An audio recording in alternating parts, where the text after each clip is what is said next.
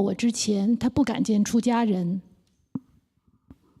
Before meeting me, Xie Guoman, the wife of Huang Guoyan, used to be afraid of left-home people. 一见到出家人就怕，怕得好厉害。Upon seeing a left-home person, she became very fearful. 我说：“你前生被出家人欺得太多了，所以你怕。” I said, "You were bullied too much by left-home people in your past life. That's why you were scared." 那么见到我之后，头一次到我那个观音洞，我就自己吃自己的，煮面食，他也吃到大约有2碗吧。After meeting me the first time, she came to Guanyin Cave, where I ate my own food. I cooked noodles, and she ate 2 bowls of it. 还有喝我给他的水，我给他的水比糖都甜。喝到水之后，就不怕你们各位笑。She also drank the water I gave her, which was even sweeter than sugar. After drinking the water, you may laugh. 都是赖山赖木，在这观音洞住。后来呢？ She hung around the mountain, around the woods, and around the Guanyin Cave. And then? So we'll play Master YongHua's audio from this point on. Okay, let's go through the slides. We're at 364. So he went to Guangzhou. He left Guangzhou and arrived at Hong Kong. So he flew there, I guess. And it's the first time he went to Hong Kong. And I was planning to go to Yunmen, but could not make it. Don't know why he went. Was trying to go to Yunmen. There's one of the 5 schools at Yunmen, Chan schools. Is it true that he was a patriarch by then? He was recognized by his predecessor, Master Xu Yun. Yeah, go ahead. Did you 3? Thank you, Master. So the Yunmen here, it means Guangdong 的云门寺. So, yeah. So at that time, he was already being certified by Venerable Xu Yun. Yeah, I was given some materials last night about Master, what's his name again? The abbot? Mingguang. Yeah, Mingguang. He was the abbot of that temple there. I think it's related, it's connected with Master Xu Yun and that group of eminent monks. That's why he was there. And so he was doing important work, I guess, at that temple. Okay, so Yunmen Si, he was planning to go to Yunmen. Is that connected with the Yunmen school of Chan at all? This temple, Yunmen?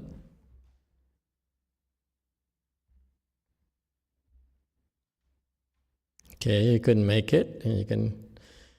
Yes, it is connected, according to Wikipedia. Okay. I don't know much about Yunmen, except that they pay you to meditate. I like that. I'd love to go. Yes.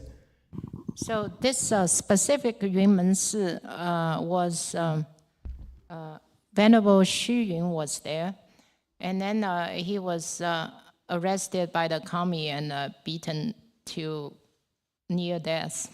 So that's at that temple? Yeah. Oh, that's a big temple. Yes. Mm-hmm. I see. You know the story of Master Xu Yun, right? He was a recognized patriarch, and then he practiced at that temple, Yunmen, according to Professor Jane here. And the communist soldiers came around and asked for money and gold and so forth. And Master Xu Yun said, I have nothing. So they tortured him. They beat him severely, to the point where the disciples thought he was dead. And he actually died. And then, according to Master YongHua's story, he flew up to the Tushita heaven to see Maitreya Bodhisattva. And he went up there, Maitreya Bodhisattva was lecturing. And so he sat down. And Maitreya Bodhisattva, according to this is Master YongHua's story, and when Maitreya Bodhisattva was speaking Dharma, and looked at him and said, what are you doing here? And so Master Xu Yun says, I just died. I just came up here because my wish is to be near you, to learn the Dharma from you. Okay? Because Maitreya is the next Buddha, so that while he's waiting for his turn, he's up there training his students. And Maitreya Bodhisattva said, you're not done yet. Go back. And apparently Master Xu Yun left and came back to Yunmen Temple. And then he became conscious. And he started moaning or whatever. So they knew he was alive, and that's what happened. And he eventually recovered his strength and continued his work. So this is before he met Master YongHua. Okay, YouTube, go ahead.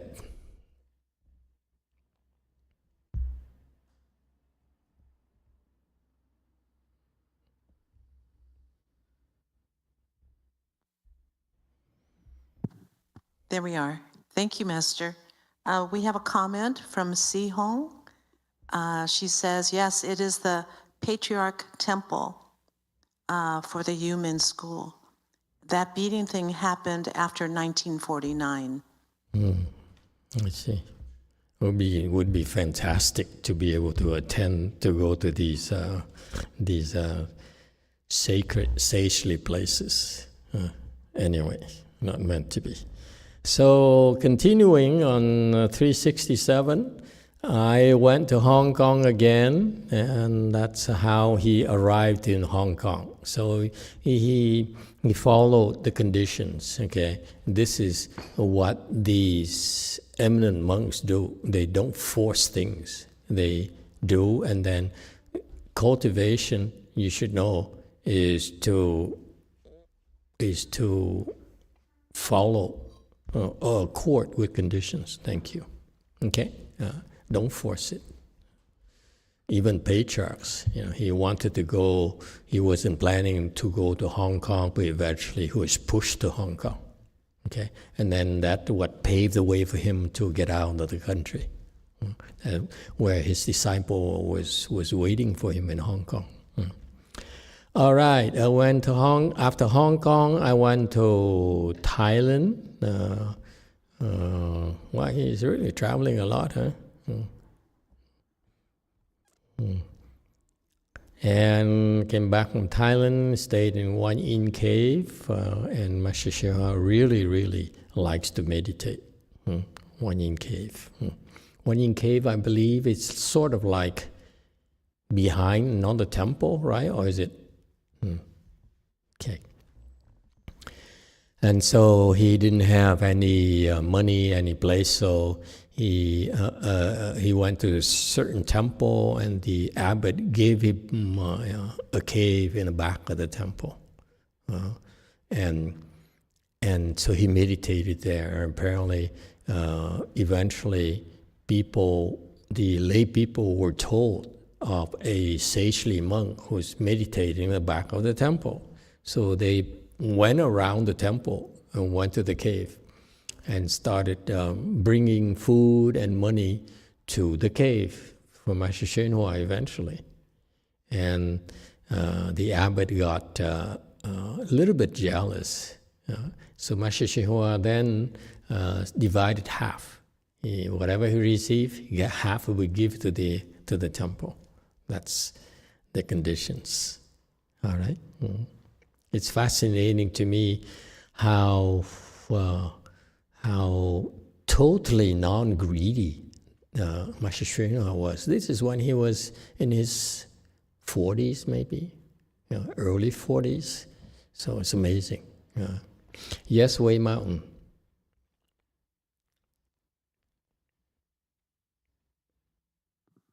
Hello, Master. I would like to add a comment regarding the context of Master Hsuan returning to Yunmen.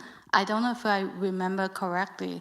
I think wasn't it last time when he left Master Hsuan was crying and saying, "Oh, please come back," and he said to Master Hsuan that he will come back. But then maybe that's why he's trying to return to Yunmen, but then he never made it back. So that's the comment. Thank you. Oh, I see. Okay, maybe that's it. He promised Master Hsuan to come back and see Master Hsuan again, because I don't understand why a patriarch would cry and say, "Don't go, come back and see me," whatever. It's interesting. Yeah. Master Hsuan is an 8th ground Bodhisattva. He's a great Bodhisattva. At that level, they are very special, and for them to show the attachment is like, "Don't go, I'm attached to you." It's kind of strange. I don't get it. Anyone gets it? Chinese people or anyone has any clues as to why that happened? It really stuck in my mind. Why would a patriarch cry? What's the point? What was he trying to teach or tell Master YongHua? And then Master Hsuan went to Thailand, and then he went back to Guanyin Cave. And then now the story of his at Guanyin Cave, Wo Man is actually the wife. So Wo Man, okay. That's the Wo Man mentioned earlier, yesterday. And so it's a lady of a man who was afraid of left home people. She is frightened of them. And so somehow she came to see Master YongHua, and Master YongHua said, "You were bullied by the left home people a lot, quite often in a prior life." And that's the spiritual penetration of Master YongHua constantly manifests. Okay? Maybe that's a standard for Chinese Buddhism. If you for real, you should know. You should advise us. Should I get a job or not? Should I move to Texas or not? Don't move to Texas. Okay, and so Master Hsuan, you were bullied quite often, many lifetimes. That's why you frighten all the monks. And somehow, when she met Master YongHua, she wasn't frightened at all. She didn't feel compelled to run away. Okay, and today I had lunch at Gold Forest, and a few people came, and only XW is there, and so she and I were the only Sanghas there, and several lay people showed up. And one lay person who was sat right next to XW, and she said, after sitting there for half an hour or so, "And don't tell people, okay? Just keep this between us. Because then everyone will go to Gold Force, and this will be deserted."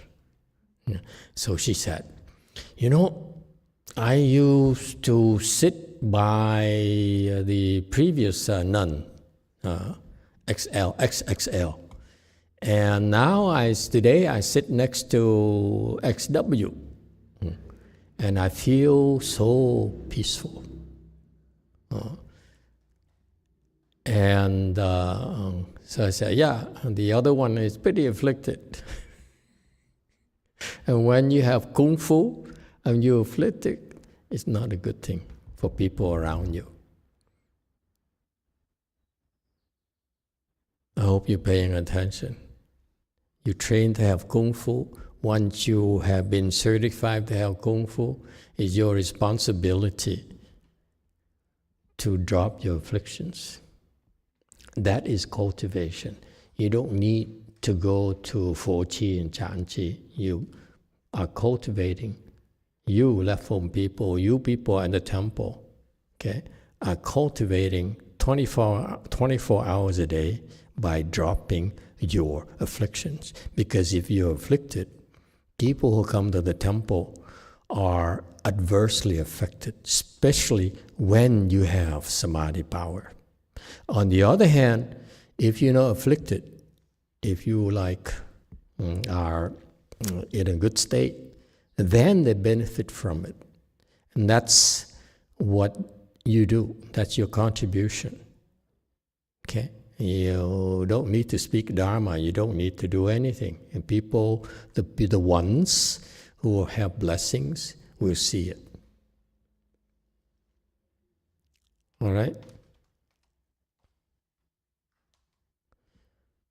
And so this is a similar thing with this is a Wu man, where this lady here who's frightened by all the monks and nuns, and somehow when she met with Master YongHua, she was not scared of him at all. Okay? And that's why she stuck around him. So she came to see him. He heard about, she probably has some connections at the temple. Has some money, maybe. Okay, she's one of the Dharma protectors of the temple, and of course, anything that happens in the temple, she'd know. And so she heard about this new monk who's meditating at the back of the temple in a cave, and the temple people basically ignored Master YongHua. Okay, and so I'm pretty sure Master YongHua was meditating and cooking his own food, and so forth. And so she ventured into the back and met with him with trepidation. But when she saw him, she discovered she was not scared at all. So that's why she stuck around. Okay, and she came to the cave, ate the food that he cooked, and 2 bowls of it. So. And his food usually is not that good. No salt, no sugar, no oil. Okay, he drank the water, which is sweeter than sugar. This is a cool thing. He apparently, I don't know if this is true or not, but I connected different bits and pieces of stories together. He went to somewhere in Hong Kong, and then it's dry. There's no water. There's no running water at all. So he took his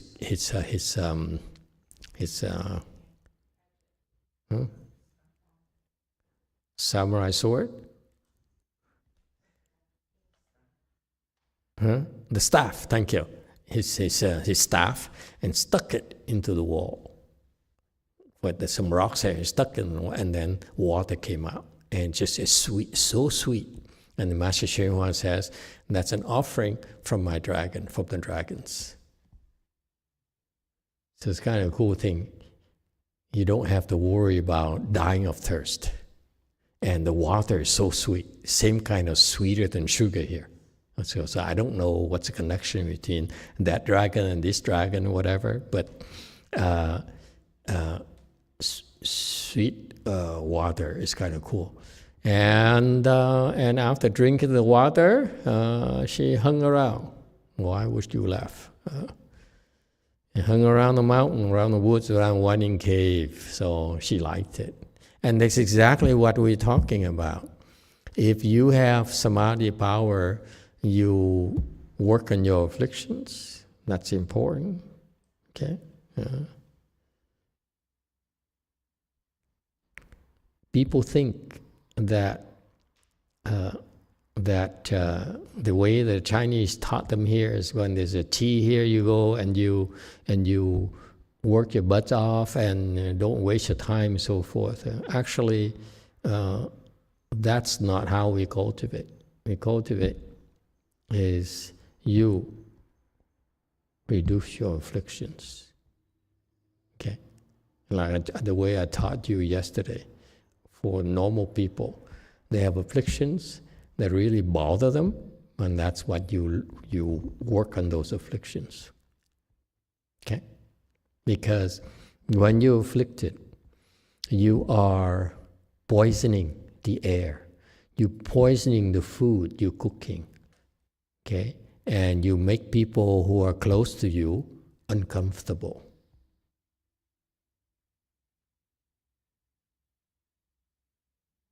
Which makes them feel not like cultivating with us. All right? All right. And what did she do? Stop me when I'm there, okay? Where is the tape again? Got to Guanyin Cave. This is the where we start the tape. Okay. Go ahead.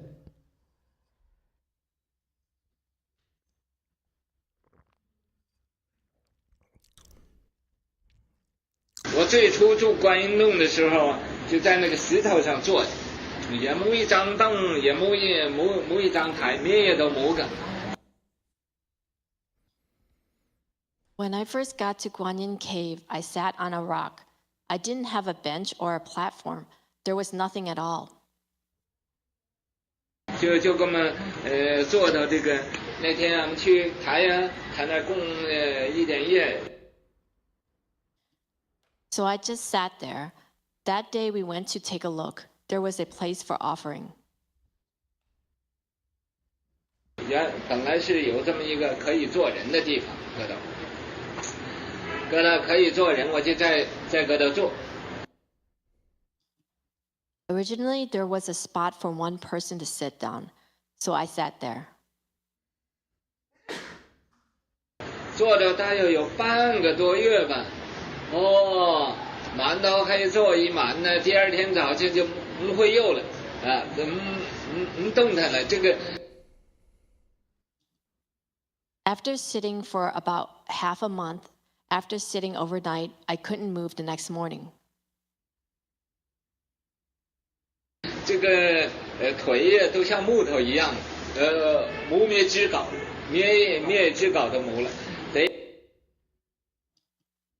My legs were like wood without any feeling at all. 要慢慢这么活动有半个钟头，然后才可以落地。我就想。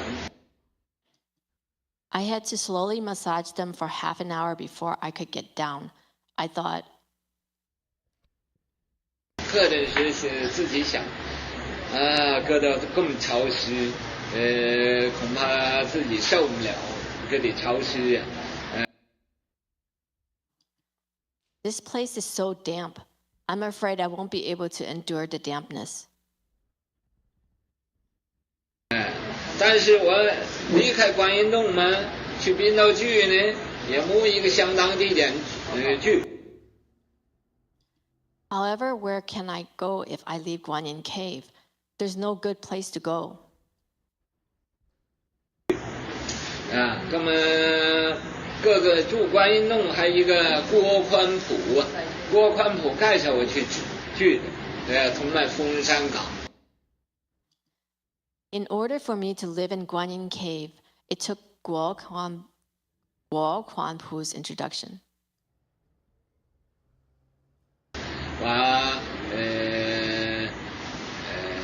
我要住那观音洞。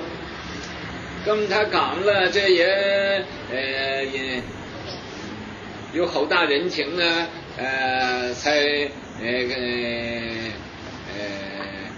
可以住这观音洞。He had to rely on his connections to make a special referral, so I could live in Guanyin Cave. 那么我就想，如果出去呢，住。也能对得住人家个介绍人呢。So I thought, if I leave, how can I face my introducer?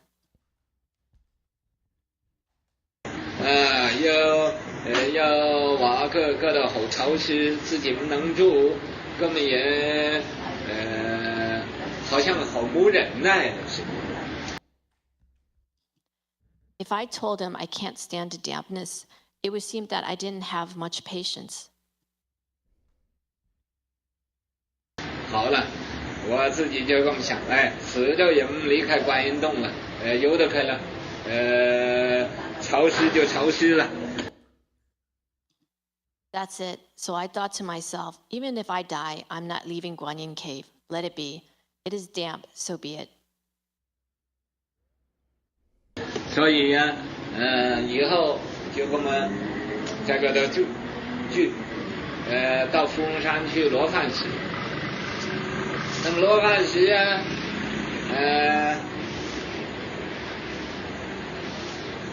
所以我自己面也都没吃饭到富翁山去罗汉的寺有一天呢。After that, I continued staying there. I had no possessions of my own. At mealtime, I went to Arhat Rock at Feng Mountain to eat.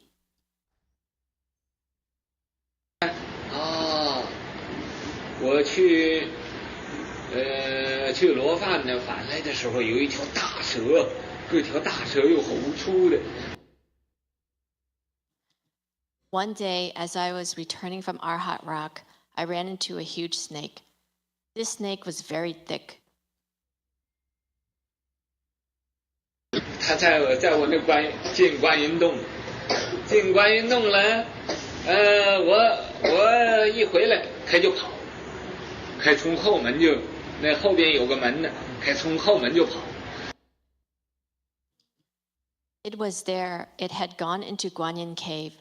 When I arrived, the snake slithered off towards a back entrance to the cave. 开跑我就追开，我追开他要到门口那儿嘛，要跑他要反转头来和我来斗。I pursued it to the entrance. At the entrance, it wanted to slither away, but turned around to fight me. 哥们，然后他反转头来看我也不怕开我从后边又跑去了，好大一条蛇。It turned around to check if I am afraid of it or not, and then slithered away. That was one very big snake. 这条蛇Okay, stop. Okay.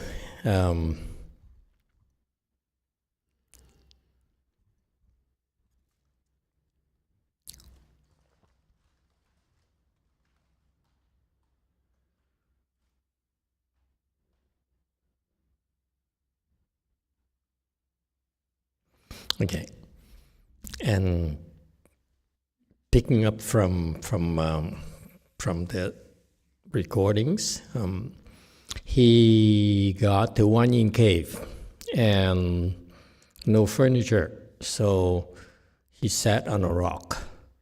To meditate. And what do you think? What does it do to your bottom?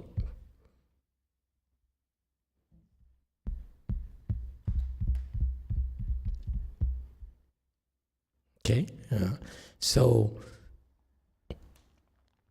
the excuse me. So he's sat on a rock and nothing to sit on except for a rock. So he sat on a rock to meditate, and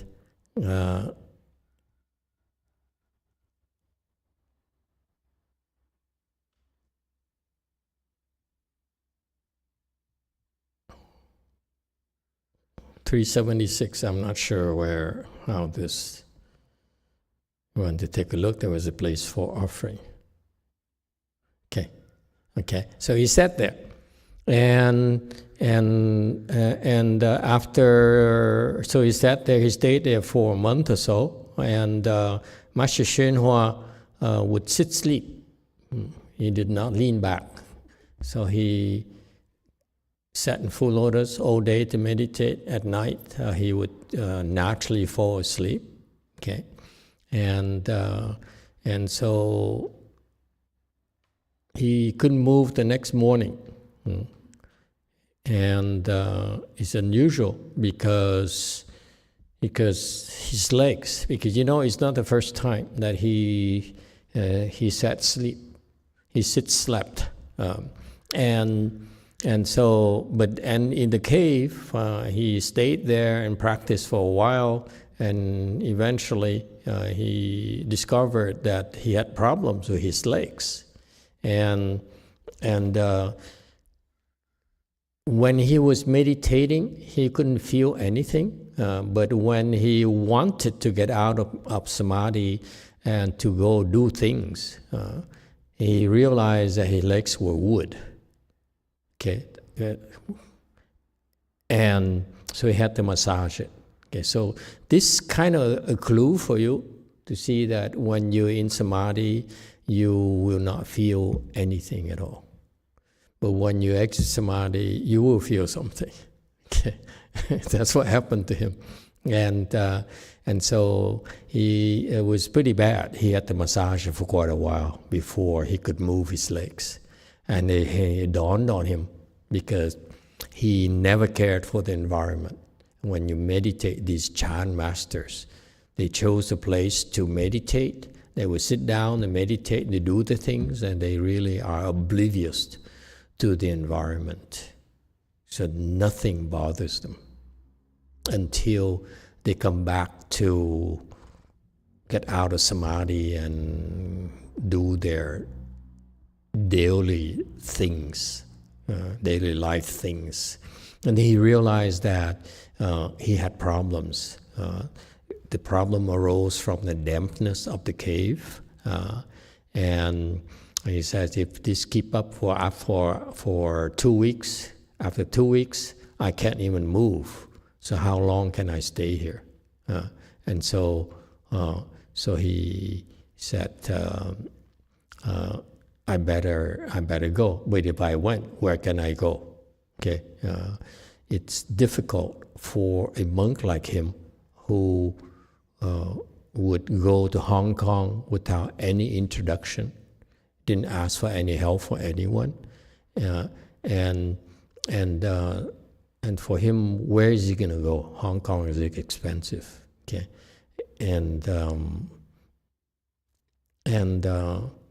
it turns out that he said the information here kind of interesting to me. It's that one of his disciples, Quan Pu,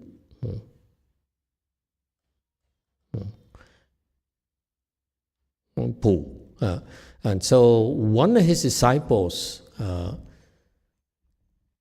made the introduction for him to stay in this Wan Yin cave, and probably is because this person here knows the abbot of the temple where the Wan Yin cave was, and is an active member of the temple, influential member. Otherwise, the Master YongHua would not be given the chance to stay in Wan Yin cave. Okay, and so Master YongHua says, someone went through a lot of hassle for me to get here. It's not easy. Okay, the monks usually, when they see people who cultivate more intensively than they do, they are worried. They're worried that their disciples will follow you. Because that's a problem we have, and not just in Hong Kong, but Master YongHua came here as well. He had to stay separate from the temples, so it's an expedient. No place to stay. Okay, And he says he went through a lot of hassle to make the introduction for me to stay in the One Yin cave, and because of dampness, I am not able to stay there, and therefore, I cannot endure the dampness. Okay, because in Chan training, it's about enduring the difficulties. So Jiji tells you that this monk here is a pure Chan practitioner. So everything he does is consistent with the spirit of the Chan practice. Okay? And we tell you to endure the leg pains, and to endure this, endure that, endure your neighbors and so forth, endure the nuns who are afflicted and so forth. Okay? Then we too must endure more than you. Okay? We must endure things that we cannot endure ourselves. And that's the spirit. That's a teaching.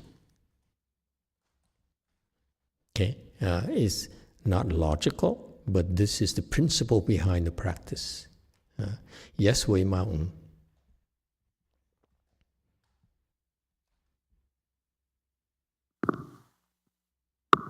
Hello, Master. I have a question regarding food. You talked about food earlier. I heard that of a story where Master Shenhua's disciple, Venerable Heng Chao, went to Malaysia, and then Venerable Heng Chao ate some fruit without doing the mantra, so he got poisoned. So my question is there really a mantra to help us be not affected by poison from the food? I wish I knew. Oh, thank you. You know why? If I know, I will publish it to subscribers only. Paid subscribers only. Okay?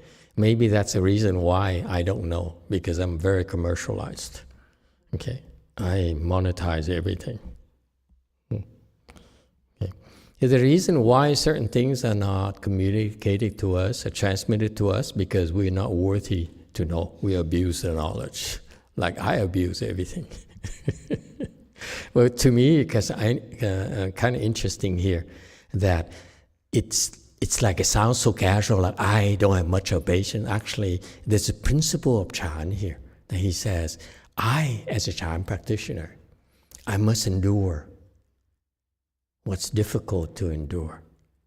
That's why later, when he said, you should endure what's difficult to endure, it sticks with us. Because it came from his mind. Because when you say, you should endure what you cannot, and in the back he says, when I was in One King cave, I could endure pretty good, but I eventually had to stop. That's what happens when you teach. When you only are saying it, and you're not really doing it, the message is received differently.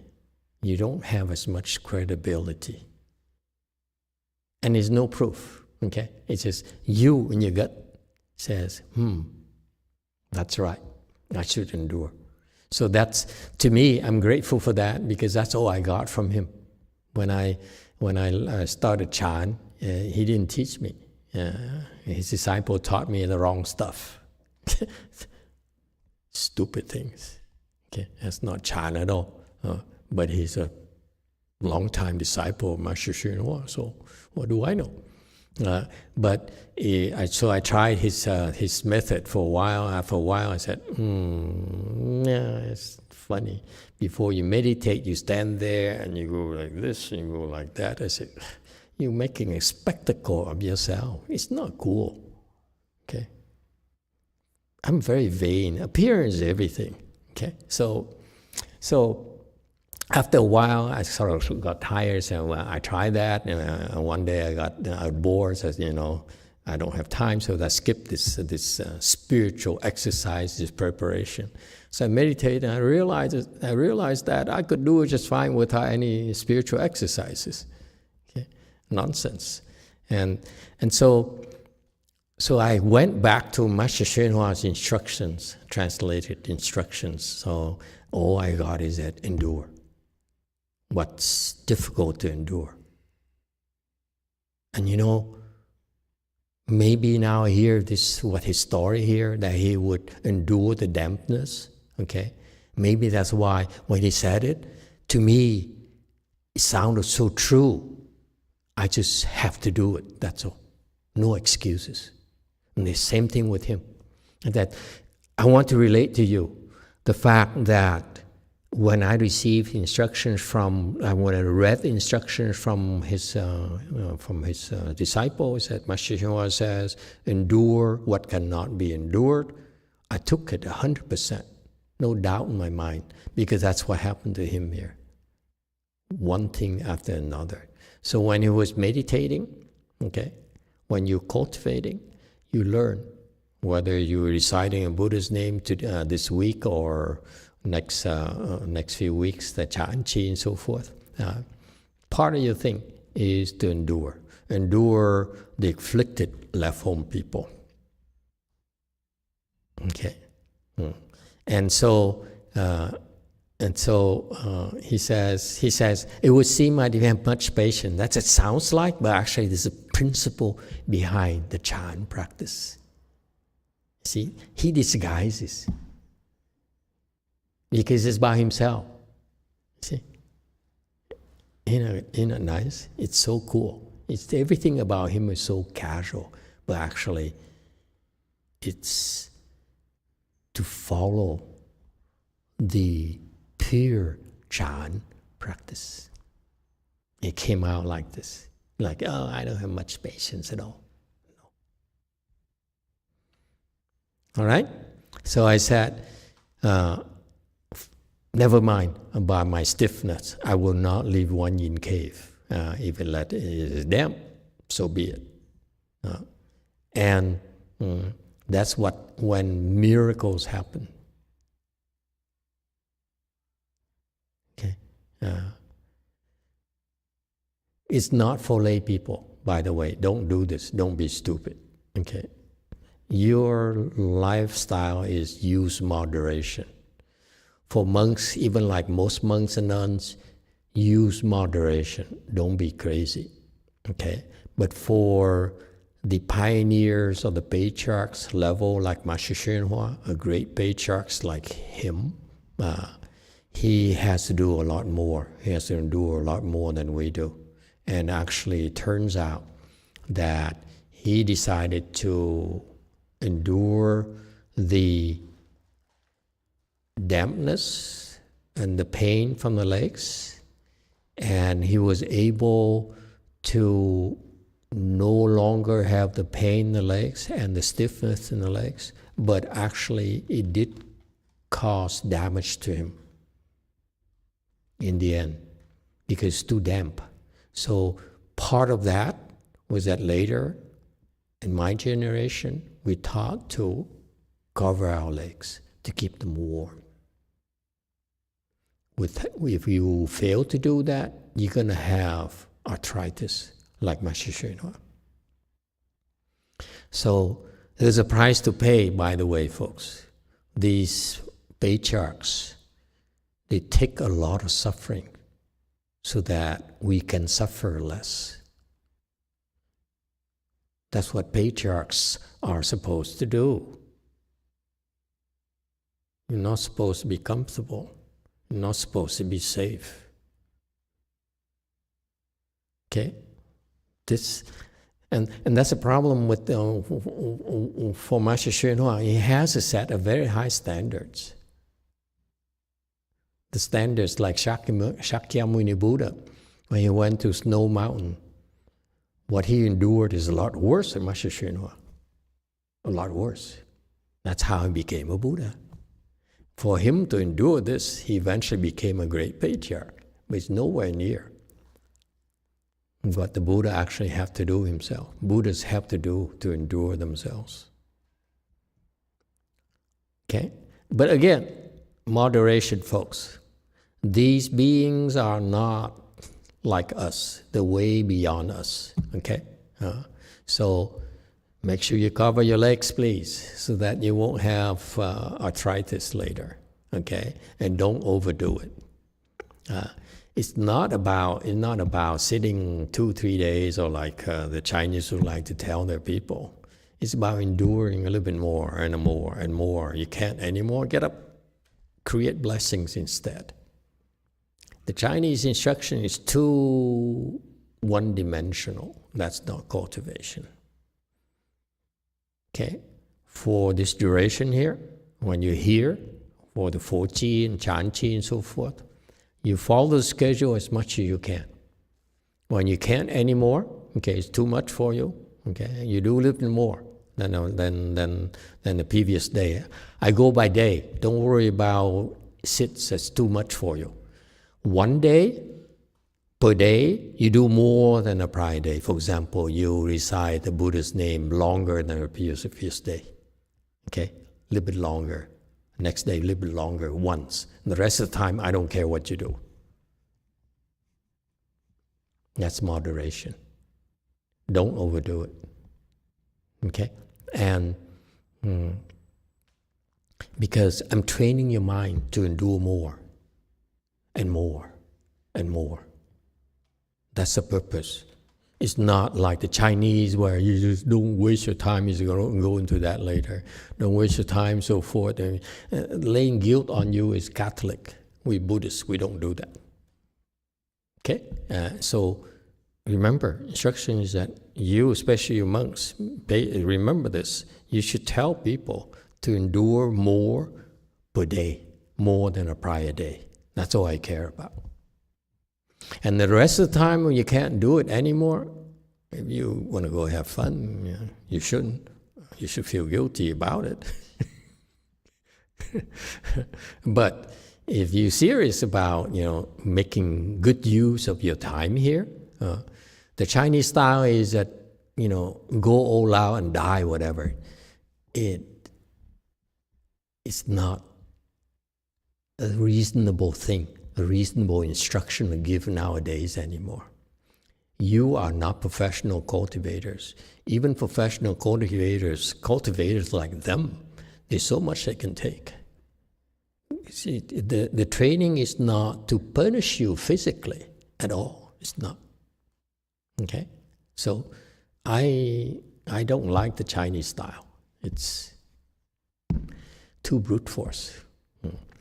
And so try a little bit more, okay? Folks, please, try a little bit more than the previous day. Once, that's it. The rest of the day, I don't care. You can go shorter, many more times, or whatever, it doesn't matter. But I want you to train your mind that way.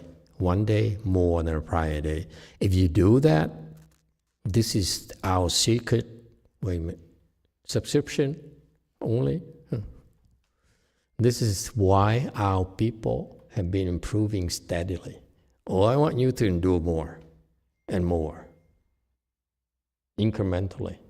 If you do that, you are improving. This environment, you do that, you are improving. You may not see it, but eventually it will bear fruit. And that's the training here. I'm using your legs and your body to train this. Okay? And if you can't do it physically anymore, you're bored, you're tired, whatever, you may be bored to death. I always want you to do more than the previous day, and more than previous day.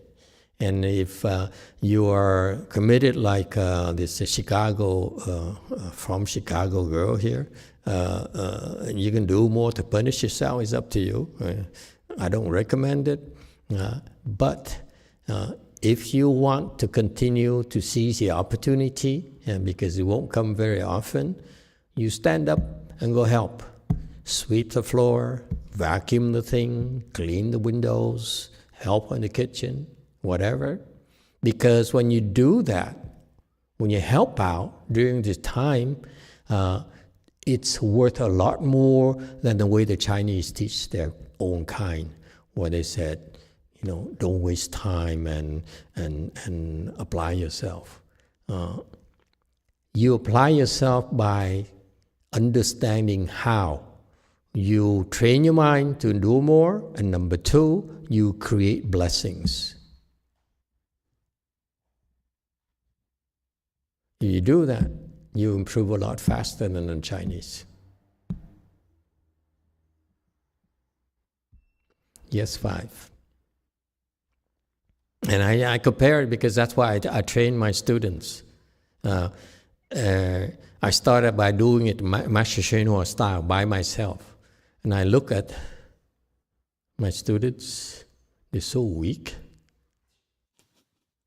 I say, if I ask you to do this, you run away. And I remember Xin used to tell me, I don't meditate. I don't like to meditate. In my face. What am I supposed to do? She made it very clear, I do not like to meditate. And look at me in the eye, I don't like to meditate. Are you going to make me? So, okay, no problem, don't meditate. Yes, 5. A Di Đà Phật Thầy, con thấy cái lúc mà niệm A Di Đà thì cái mind của con ok, nhưng mà khi mà sit in silence á, thì I have a lot more phone thought. So what should I do? Endure it. You never guess. Endure it. That's all. It's the process. Okay? And naturally will happen.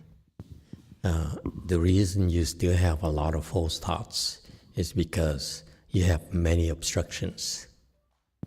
Okay?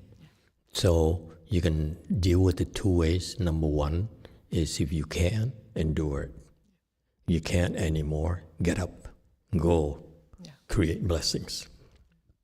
They're fixing the yard out there, and it's cleaning, and it's cooking, whatever.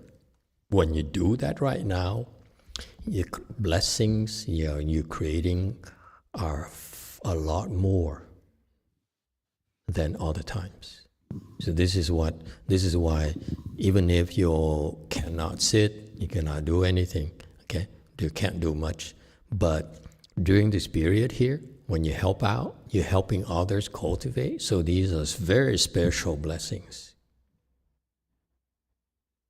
All right?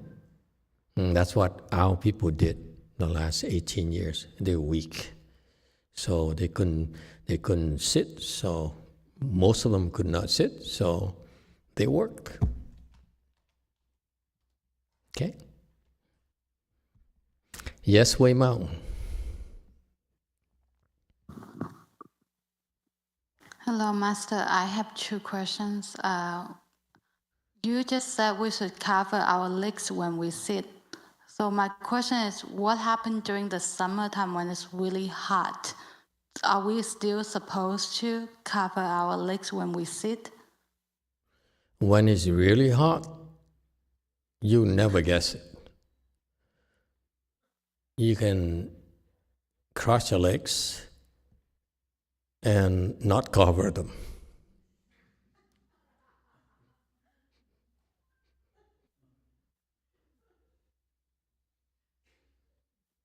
That's what I do. I don't care what Master YongHua says. Okay. Second question. So Master YongHua said he could not deal with the dampness, but I don't get it at his level. So it's a dead end when the condition is like damp. At his comfort level, he can handle that. It's kind of go against what we know about the power of meditation and samadhi. Where did you learn meditation from?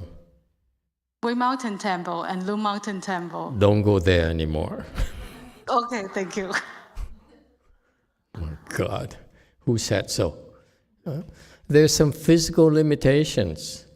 You're not at the point where you can sit on a hot stove and not feel any heat. Can you? Okay? I cannot comment to you why is that way with him. But whatever happened, it turns out that he had arthritis on his legs later.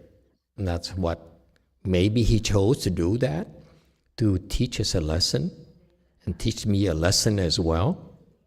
Okay? In the sense that protect yourself, especially when it's damp like this. I'm glad that they turn on the heater. It's cold outside. So when it's cold, you make sure your legs are warm and your tummy is warm. That's the main thing. The rest doesn't matter. Okay, that's a process, because when you need to protect your legs. That's what we taught. All right, and I could explain this for you. It will make sense to you. I'm pretty sure, because you are kind of a radical Chinese person. The way Master YongHua teaches, what I notice is that he teaches by example. So he would never ask us to do anything unless he did it. He's willing to do it, or he did it before. Okay, and one of the things that really very special about him is that he doesn't mind getting injured in order to reinforce the point. Because I don't know about you, but I'm in that line of work, that profession. Okay, and I struggle with the fact that in my prior life, I have certain standards where you don't do stupid things to hurt yourself. That doesn't make sense. Okay, from Western education perspective.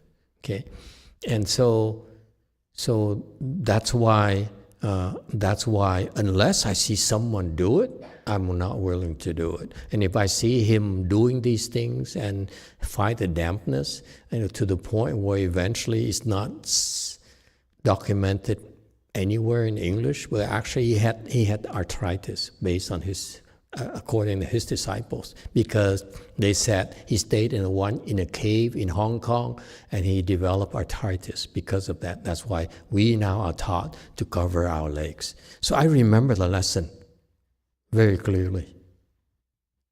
Okay? And also to me, also personally, that I'm so grateful for that, because he injured himself, okay, so that I don't have to. Like, he saved a lot of people taking on the illnesses, so that it terrified me. Because so when we help someone, we heal someone with his spiritual penetrations, he actually becomes sick himself. That's why he taught us, do not use the hands and eyes to heal anyone. I remember that. I ain't using this. You can't pay me enough. Okay. So when I was wandering outside of his temple, his association, the times where there's rich people that you could impress, who had a headache or something, and you could simply use it to impress them or whatever. But I remember his example. I said, I ain't doing this. You can't pay me enough to be sick for you. Never. So my point being that when I was practicing on my own, I remember the story is that, it's not worth it, because I look at the end result of what happened to him at the end of his life. He was in great, great pain. Every day he had to go have dialysis for 2 hours. maybe every other day. I don't remember anymore. Okay, that's very, very painful. And then when I was allowed to become a novice, they pushed him on a wheelchair, and they put a special cushion, a round cushion. It looks like a toilet seat. Okay, so he sat on the cushion. They put the cushion on top of the wheelchair, and he sat on the cushion because maybe from sitting in YongHua, because his butt hurts too much. It has to be very, very soft for him to be able to sit down.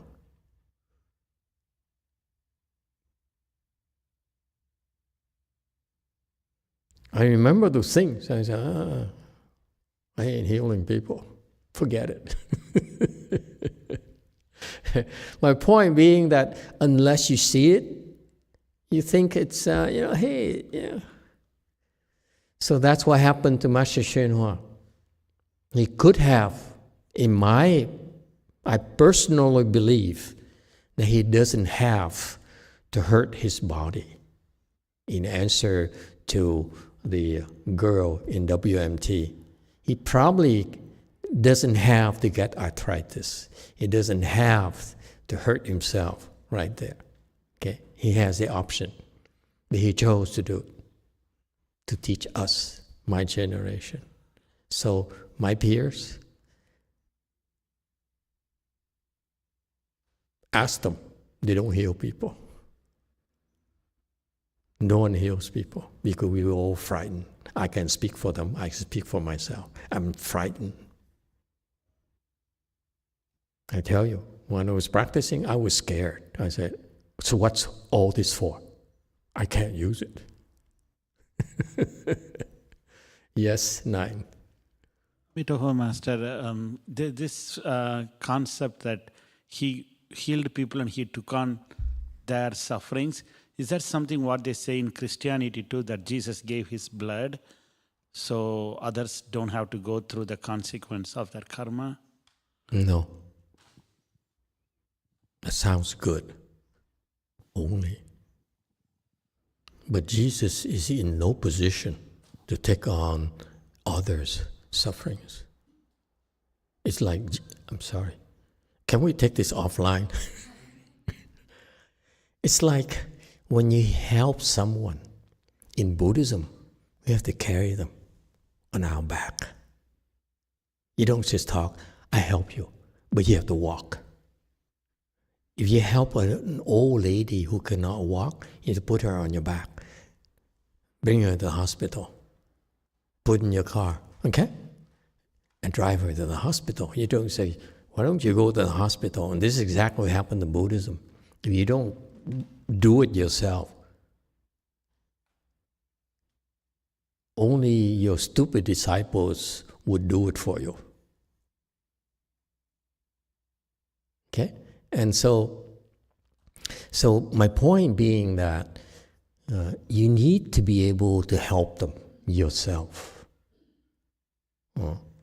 So he developed the strength, the samadhi, and the wisdom to help others. Okay? And so he's capable of helping.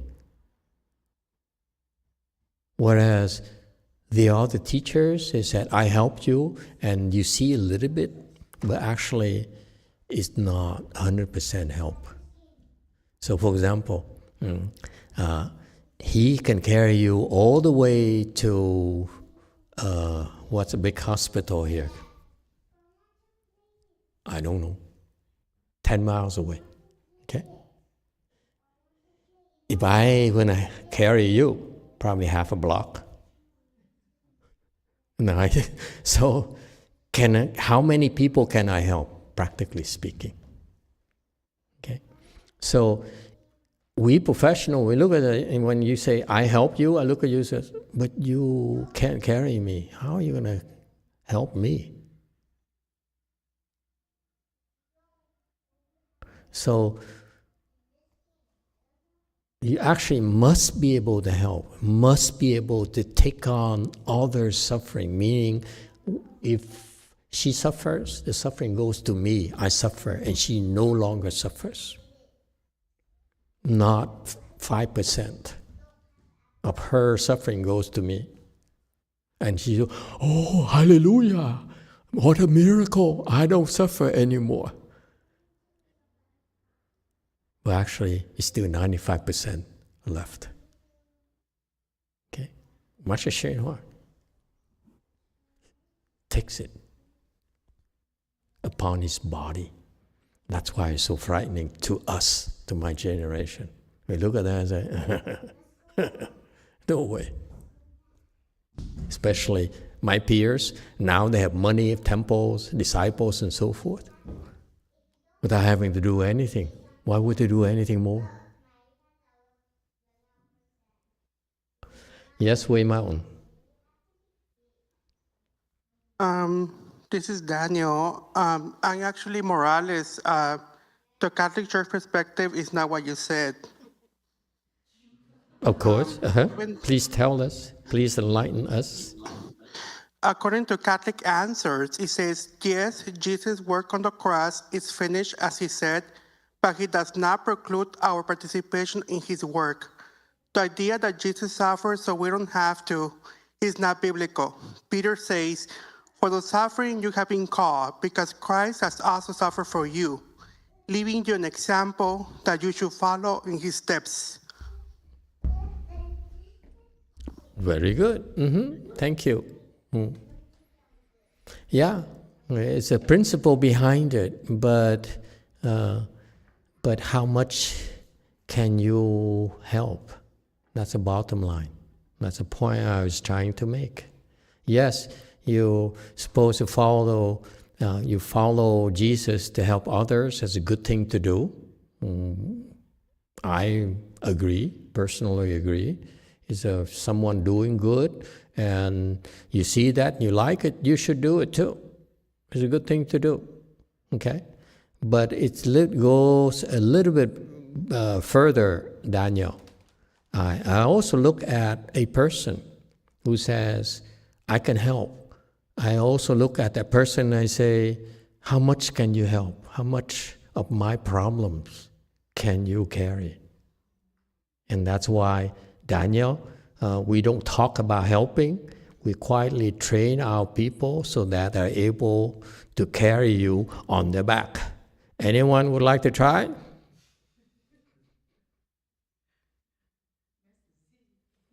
Master Z, there you go. Okay.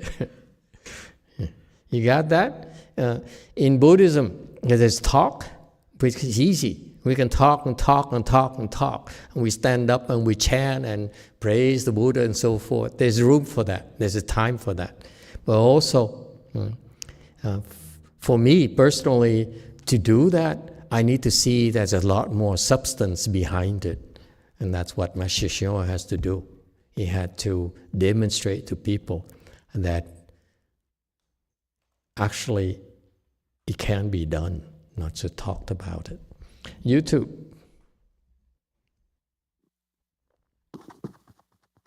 Thank you, Master. Brady has a question. He says, isn't sitting in full lotus an improvement in your samadhi? Or I think maybe he means, when you sit in full lotus, do you improve your samadhi? It helps, but it's not always the case. The way that you're trained is that you sit in full lotus to do maintenance.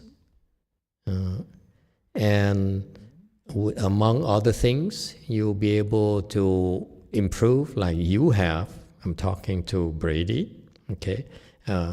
And that's the skill you have. For example, right now, you just have knee replacement surgery, and probably still hurts quite a bit. And so for you, for your personal case, when it hurts like that, you could do it the Buddhist way. Instead of taking some painkillers, you meditate. You can't cross your legs anymore. Then you sit somewhere. Make sure that your back has proper support, okay? So that you can sit longer without losing your posture. And then you endure the suffering, okay? Like reciting Medicine Master Buddha's name, like reciting Wan Yin's name, and so forth. Your choices. So many things that you can choose from. And you do that, and the pain is very difficult. It's constant in your mind. And if you, in this your current condition, I would meditate when I'm in pain instead of taking the painkillers or whatever, Tylenol, whatever they give you, okay?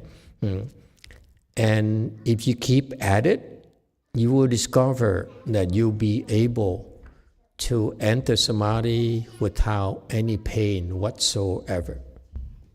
And that's how you improve. Okay? Improvement is because we do the right things at the right time. You too.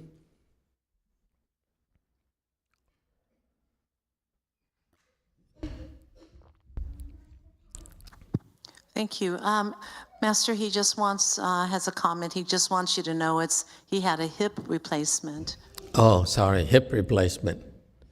And then same principle. You don't want to aggravate the hips right now. You can't sit in full lotus, and therefore, sit or lie down, doesn't matter. Okay, and fight the pain. It's the nature of the instruction. Don't take painkillers. I would fight and fight and fight, and this is a perfect time for you to improve. So my point being that sitting in full lotus is not necessary for you to improve. Anyone else?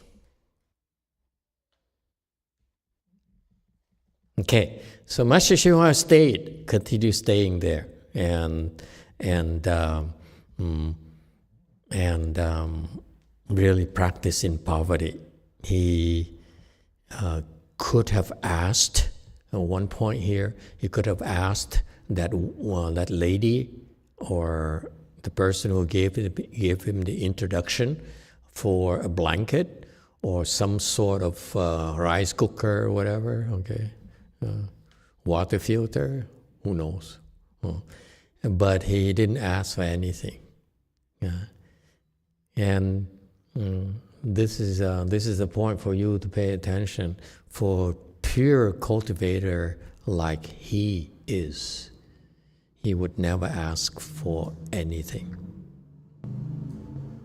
Okay, so that's why in Chinese there's the word 近续人, meaning the lay people who are close, who hangs close to the monks and nuns when they're doing their work. So they're around, they show up.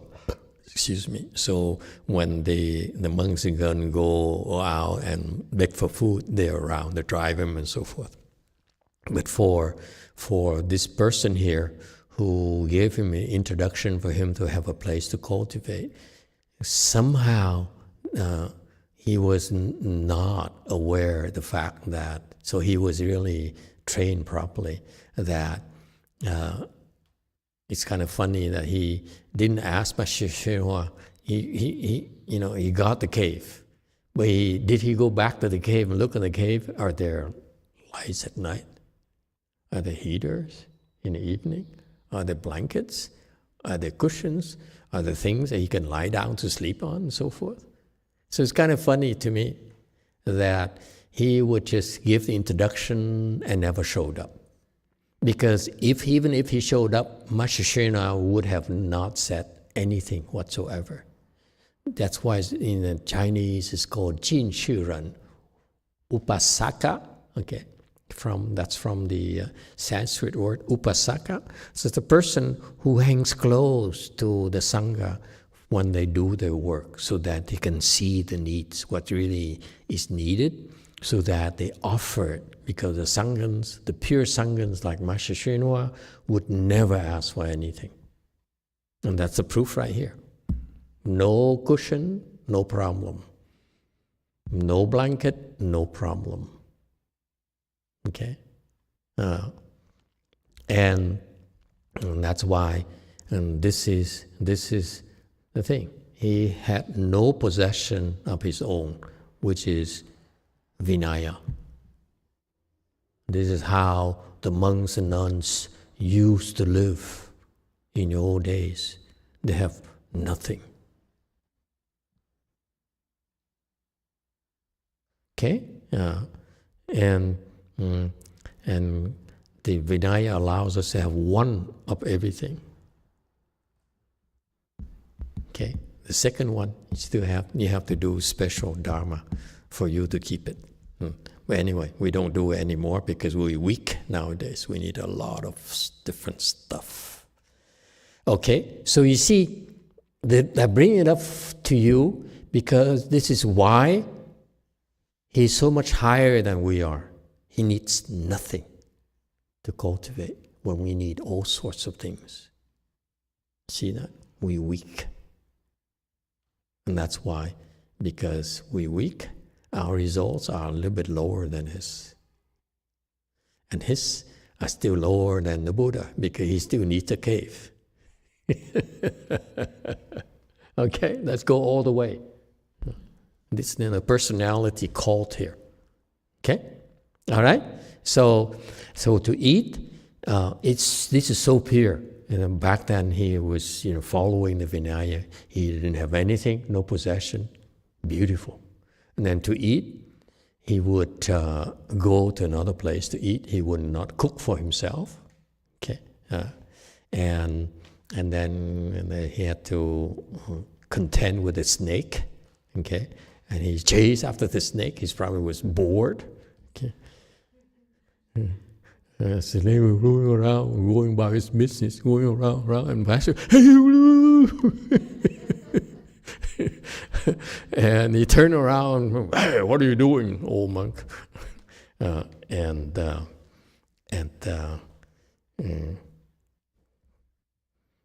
Okay. Any questions, comments? Next. Continue.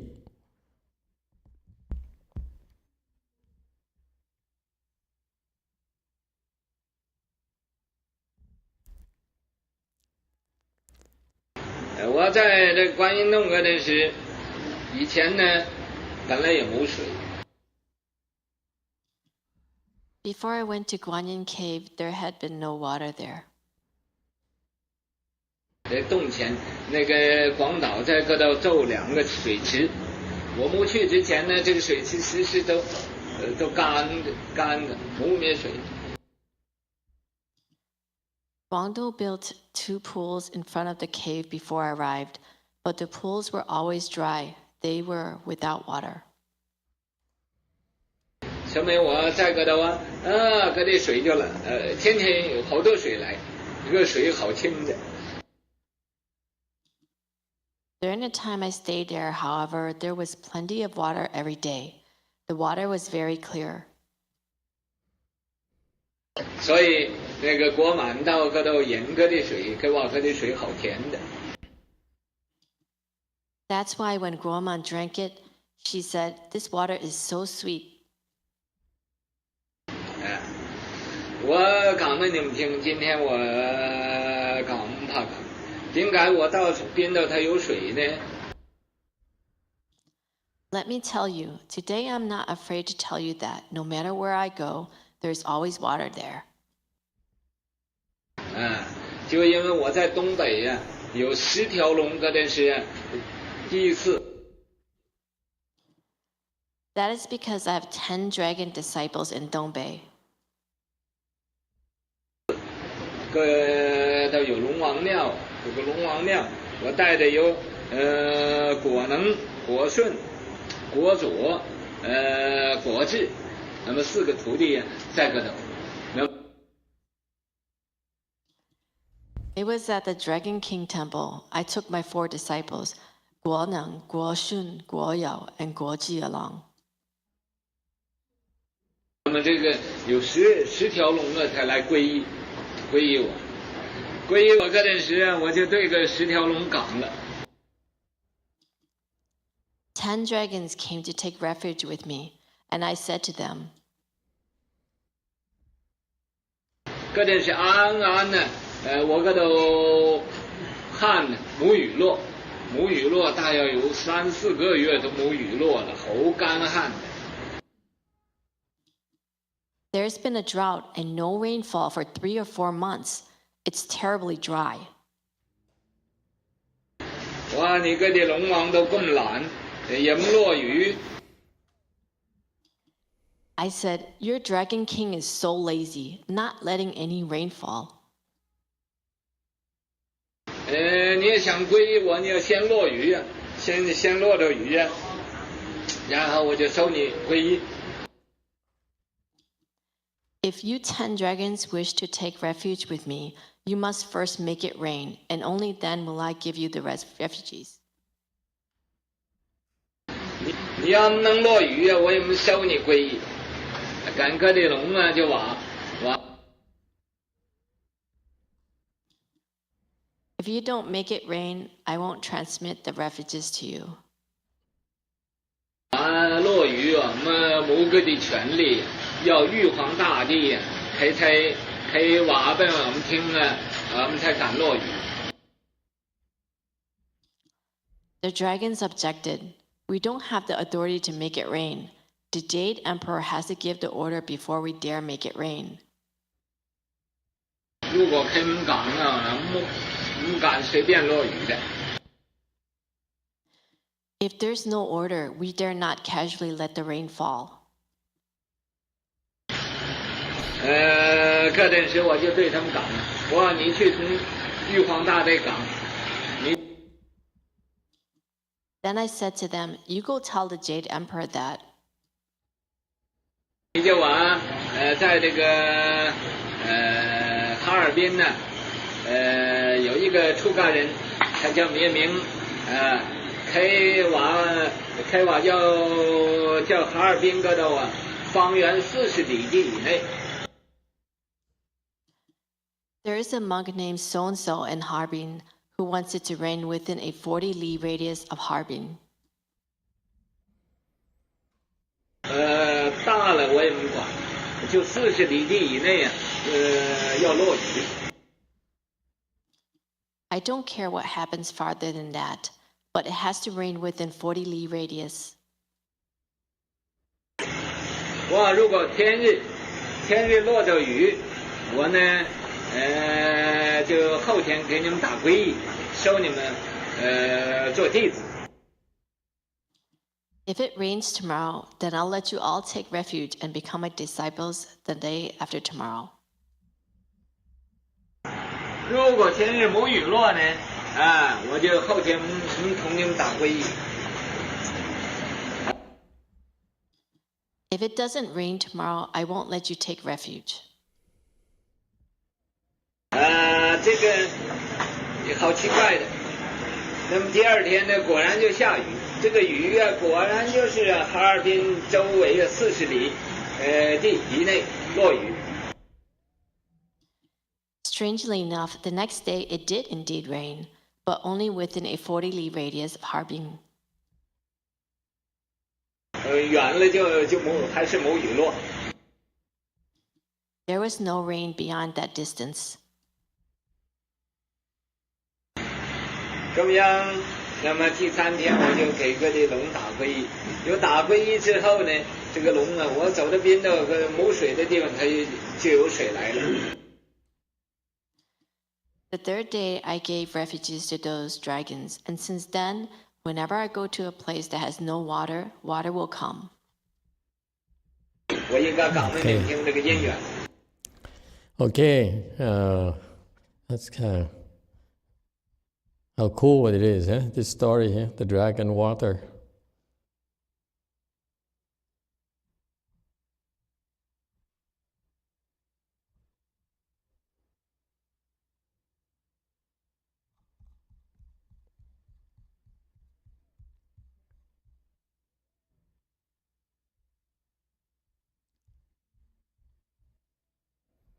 Which slide number is that? I don't remember which way to go.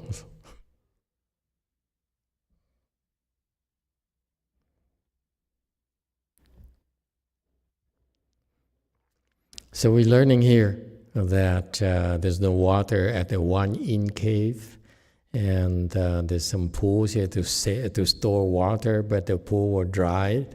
And when Master Shino showed up, though, there's the pools filled up. Okay, and very clear water, so that's why. And the water is very, very sweet as well. So Master YongHua revealed to them, to his disciples, that he's a water kind of person, okay? Because he has 10 dragon disciples from Dongbei who follow him everywhere, okay? And at the time, at the Dragon King Temple in Dongbei, he have his disciples there with him. So these are the witnesses of what actually happened. And he was, the 10 dragons came to ask to take refuge with him. And so he told them to make rain for the area. And he, you see, this is his world. He looked at dragons, he see dragons, and he deal with dragon kings and so forth. And a dragon king is very, very powerful. You don't want to mess with the dragon king. Okay. Here they only sue you, but dragon king, they will make you suffer. Okay. And Master YongHua says, your boss, the dragon king, is very lazy. How could he let people suffer like this? And so you should go back to your king and make sure that there's rain within this area here. Otherwise, I will not allow you to become my disciples. And the dragons informed him and said, we don't do this. It's kind of interesting. We don't do this arbitrarily. It's because the rain happened because of it came as an order from the Jade Emperor. Okay, that's kind of interesting. So apparently, the Jade Emperor is Daniel's boss, Daniel Carrasco's boss. Okay, it's the Christian god. The Chinese know him as the Jade Emperor, or especially the Taoists, because the Taoists worship the Jade Emperor in the Taoist temples. And so the Master YongHua says, that guy, your Jade Emperor, the dragon says, actually, when we make rains, it's because of the order from a Jade Emperors. We don't arbitrarily make rains, okay? And by the way, the Jade Emperors make rains because he says, I want to punish you or reward you. That's why I allow rain to happen. I make rain. And so, so when he wants to have a drought in California, it's probably because he told the dragons not to make any rain for a while, okay, for years in our case, okay. And so it's interesting that the rain and snow are controlled by the Jade Emperor. He decides who's going to get the rain and snow, okay. And so the dragon said, no, we're not high up enough to be able to make that decision. So Master YongHua says, then you go tell your boss that I want to rain, okay, within a certain radius of this area. Outside, I don't care. I want it to rain right now. And we don't know why he wanted to make it rain within this area here. Maybe he needs to cook rice, who knows? And it sounds like a casual thing, but we don't know the real conditions. So refrain from criticizing him. Okay, it sounds like it's a capricious thing. He says, I feel like rain, so rain. No, I feel that he ordered the rain that area because he probably owed someone some water, and so he paid them back.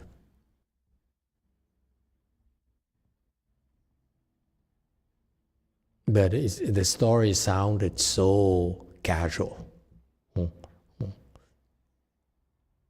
My first reaction is that, why do you meddle?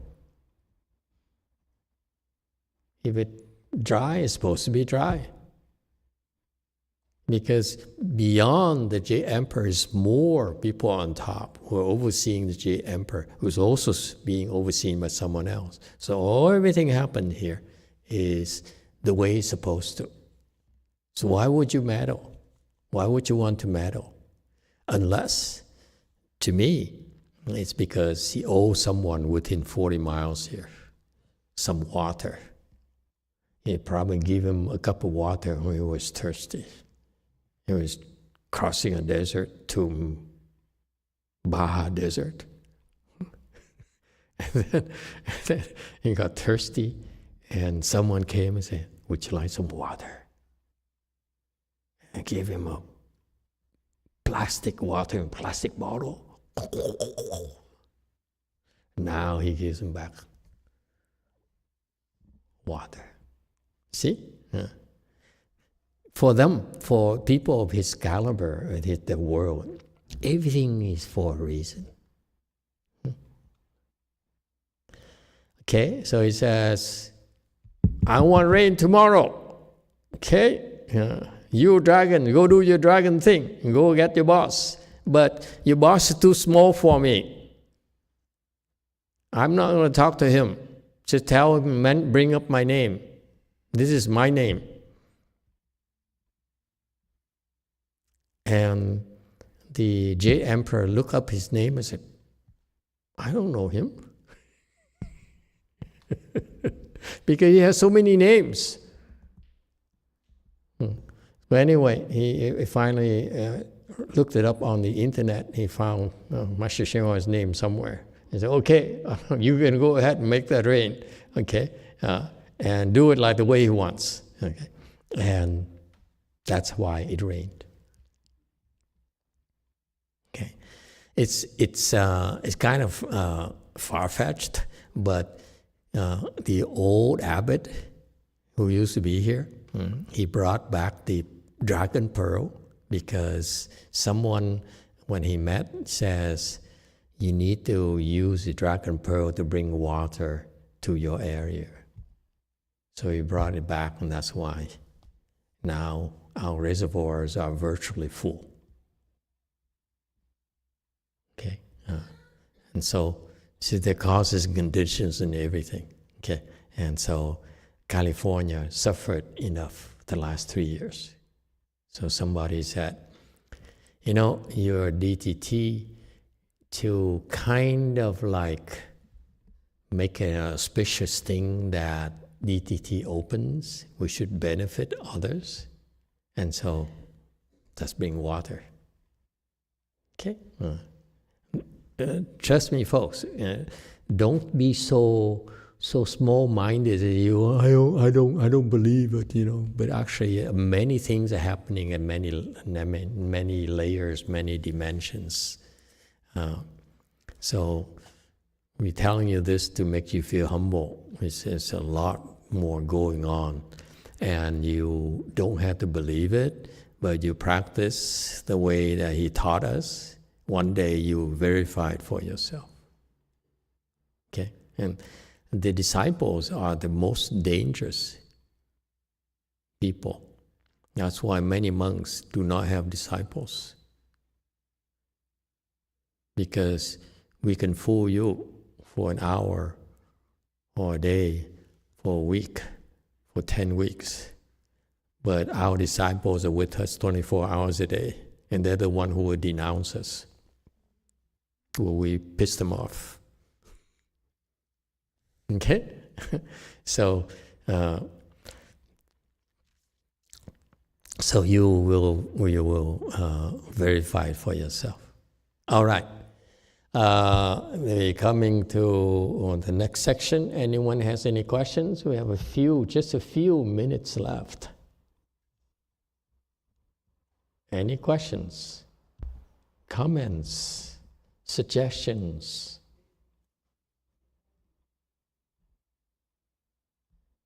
Okay.